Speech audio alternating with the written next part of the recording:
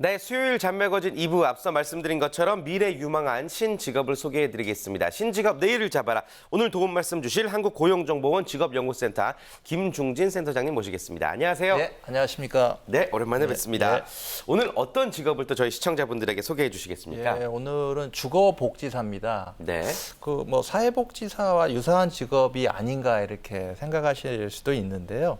이제 주거복지사는 주거 문제에 어려움을 겪는 사람들, 특히 이제 저소득층 같은 경우는 단순히 그냥 집에 산다는 게 중요한 게 아니라 일자리라든지 또 좀 생활에 필요한 것들 이런 것도 굉장히 좀 어려움이 있는데 이런 것들을 지원해주는 그런 복지사를 주거복지사라고 합니다. 네, 좋습니다. 주거복지사 어떻게 해서 신직업으로 선정이 됐는지도 이야기를 한번 들어볼까요? 예, 보통 이제 저소득계층에게는 과거에는 주로 집이 있다는 게 중요했을 수가 있어요. 네네. 집이 없었으니까.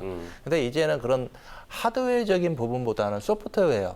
그러니까 집이 불편하면 집을 개선을 한다든지 또 이제 그런 그 취약한 사람들이 어떤 고용을 이제 일자리를 얻고 싶으면 그 일자리를 얻게끔 누군가 지원을 해준다든지 또 각종 필요한 정보들이 필요하면 또 누군가 도와줘야 한다. 이런 소프트웨어 개념으로 이렇게 바뀌고 있어요. 그래서 이런 취약계층이라고 한정을 줬지만 앞으로는 고령자분들도 이제 생활하는 게 그 일반 사람하고 다르지 않습니까?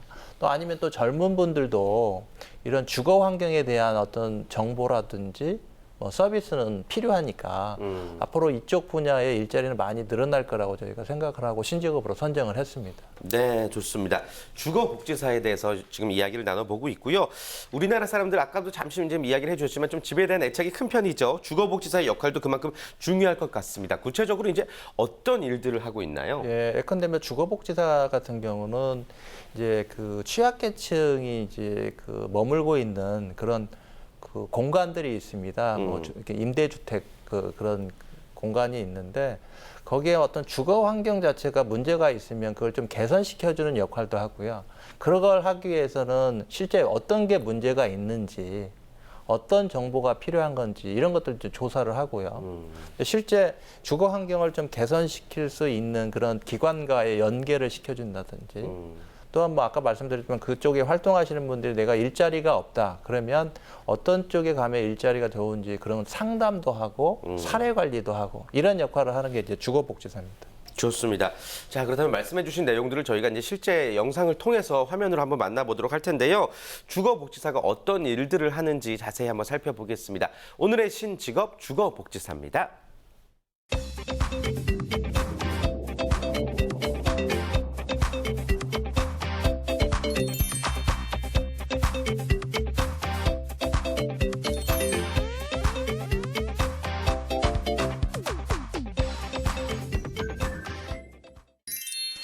주거복지사란 주거 문제에 처한 모든 사람을 대상으로 복지적 차원에서 주거 안정 서비스를 지원하는 전문가를 말하는데요.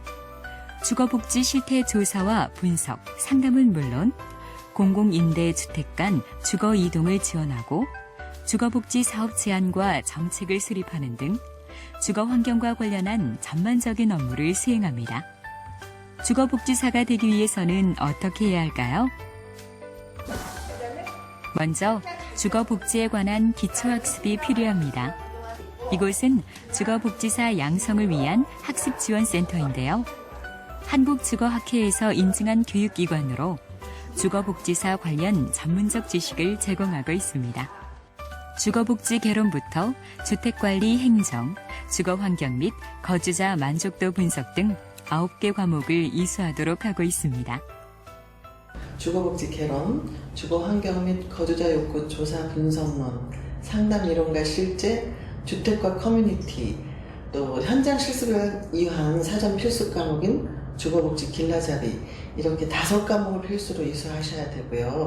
그리고 나머지 복지행정과 법제, 사회복지 개론과 실천론, 주택 정책 및 주택 금융, 취약계층과 주거, 주택유지관리 기술, 주택관리 행정, 취약계층 케어 총 7과목 중에 4과목을 선택하셔서 이수하셔야만 시험 보실 자격이 주어지십니다. 학습지원센터에서 기초교육을 마친 뒤에는 주거복지 현장 실습을 해야 하는데요. 실습은 분기별로 1년에 4회씩 실시됩니다.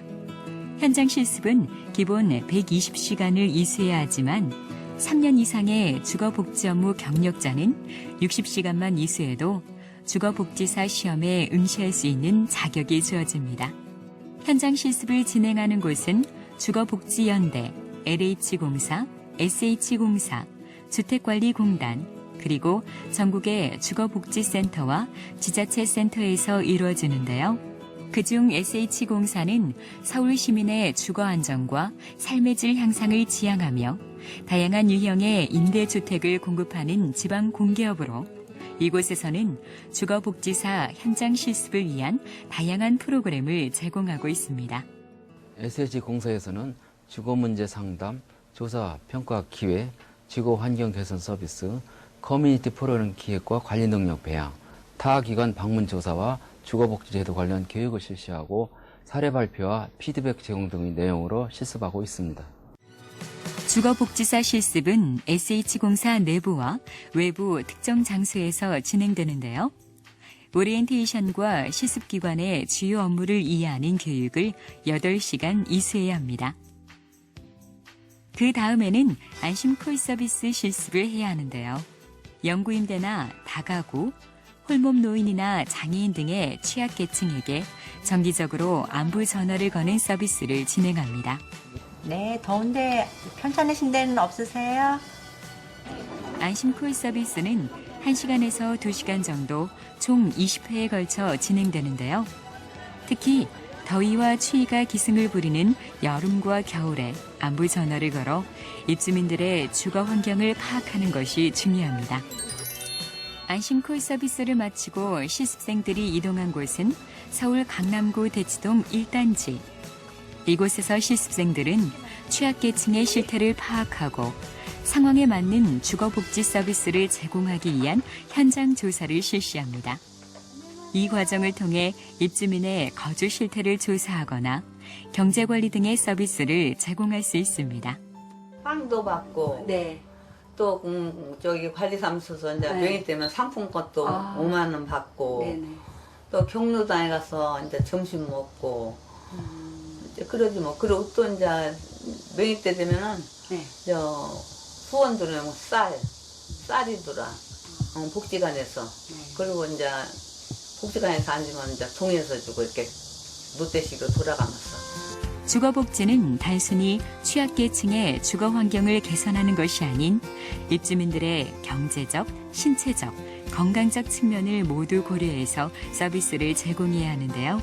그러기 위해서는 수혜 대상자들과 지속적인 만남을 갖고 교감을 하는 것이 중요합니다. 평소에 주거복지 사업에 대한 선입견이 굉장히 광범위했는데 막상 실습을 해보니 취약계층 방문을 통해 그들의 진솔한 이야기를 듣고 함께 마음을 나눈다는 것도 주거복지의 작은 시작이라고 생각되었습니다. 저는 평소에 알고 있는 주거복지는 단순히 집이 없는 사람에게 주택을 공급하는 것이라 생각했었는데요. 이번 밀착형 현장 실습을 통해서 세대 방문을 해보니 주택 공급 못지않게 가정 안정이 중요하다는 걸 느꼈습니다. 그리고 그분들이 원하는 것에 대해 충분히 들어보니 앞으로 실질적이고 효율적인 서비스 제공이 무엇일까 생각해보는 계기가 되었습니다. 주거복지사 현장 실습에는 그동안 진행해온 현장 실습 내용을 바탕으로 해서 봉사활동과 커뮤니티 프로그램이 포함되어 있습니다. 현재 그 사회 문제가 되고 있는 층간소음 등 이웃 간의 갈등을 해소할 수 있는 어떤 공동체 의식과 또 커뮤니티 프로그램을 기획하고 또 평가, 관리하는 능력도 실습에 포함되어 있습니다. 또한 주거복지 정책에 대한 분석 보고서 작성과 사례 발표를 통해 주거복지에 대한 전반적인 내용을 충분히 이해하고 평가할 수 있는 능력을 배울 수 있습니다. 주거복지사들이 갖춰야 할 자질은 첫째, 주민들에게 정확한 정보 전달을 위해 주거복지 제도와 법령, 금융 등 전문 지식을 숙지해야 하고, 둘째, 주민들이 쉽게 이해하도록 전달하는 상담 기술을 익혀야 하며, 셋째, 상담사를 관리해서는 분석 능력이 필요합니다. 아울러 주거복지 업무에 대한 소명의식이 있어야 하며 주민을 이해하는 배려심과 소통 능력도 주거복지사들이 갖춰야 된다고 생각합니다. 한국주거학회에서는 주거복지 전문 인력에 대한 수요가 증가할 것을 전망해 적극적으로 대응하기 위해 주거복지사 자격증을 추진하고 있는데요. 공공기업과 단체, 학회 등 여러 기관에서 수행하던 주거복지 관련 인력 양성 프로그램을 통합해 보다 전문성을 갖춘 검정 제도를 준비하고 있습니다.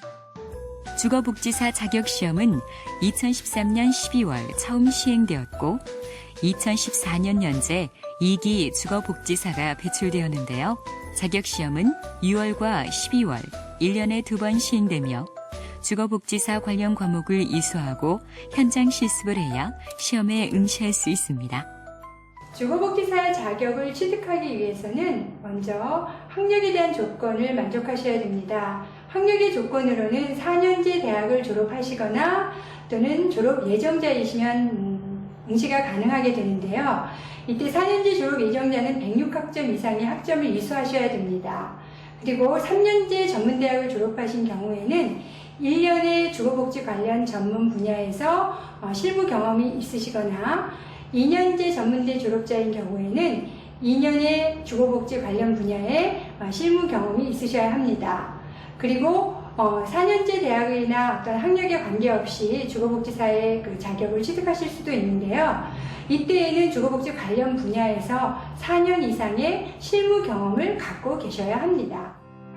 현재 우리나라에는 취약계층을 대상으로 주거지원과 자가가구의 주택 개량을 중심으로 주거복지 서비스를 제공하고 있는데요.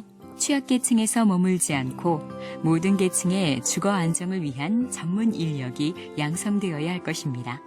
예, 2013년에 주거복지가 통합복지에서 개별복지로 전환되게 되었습니다. 2014년 1월에 주거급여법이 제정되면서 이제 보건복지부 소관이었던 주거급여가 이제 국토교통부로 이관되게 되었습니다. 이제 이것이 의미하는 것은 좀 더 주택의 주거급여를 주거의 문제를 해결하는 데 있어서 사용을 하겠다라는 이제 그런 정책적 의도가 크고요. 이제 임대가구뿐만이 아니라 자가가구의 문제도 해결하겠다라는 의지를 담고 있습니다. 따라서 이러한 주거복지사의 필요는 시군구, 읍명동 등 단위로 아마도 주거복지사의 배치가 이루어질 것이라고 보고, 그래서 향후에 지금은 등록민간 자격증으로 존재하고 있지만 조금 더 공인화되는 과정을 거치면 법을 근거로 해서 상당히 많은 주거복지사의 배치가 이루어질 것이라고 생각하기 때문에 근미래의 전망이 밝은 직종이라고 할 수 있겠습니다.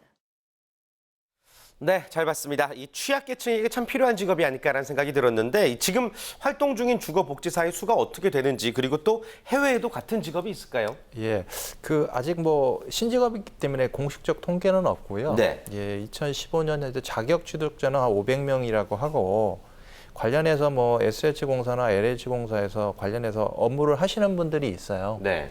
그다음에 일본에는 복지 주거 환경 코디네이터가 있습니다. 일본이요? 예, 네. 되게 유사한 업무를 하는데 이들은 대부분 이제 고령자, 그다음에 장애인을 대상으로 합니다. 이제 고령자나 장애인들은 이제 주거 환경이 굉장히 불편하지 않습니까? 문턱이나 이런 것들도 일반인들은 그냥 쉽게 건너뛸 수는 있지만 이게 어려우니까 그런 주거 환경이나 이들의 어떤 복지 문제 이런 걸 다루는 직업이 복지 주거 환경 코디네이터고요. 우리나라하고 굉장히 유사합니다. 그렇군요.